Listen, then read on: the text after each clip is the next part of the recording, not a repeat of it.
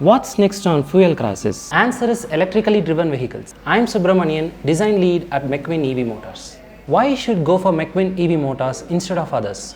We start to work from the scratch, understanding the clear requirements of our customer needs. And based on the customer needs, we will work on different verticals, that is mechanical design, electrical simulation, testing and validation, and proto sample buildment. After the proto sample is built, our customers will have a single point solution of all the required testing facilities.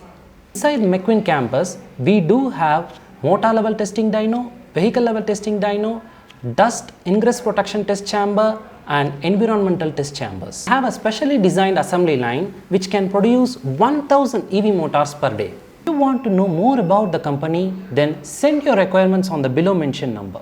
Connect with our organization, subscribe below and press the bell icon.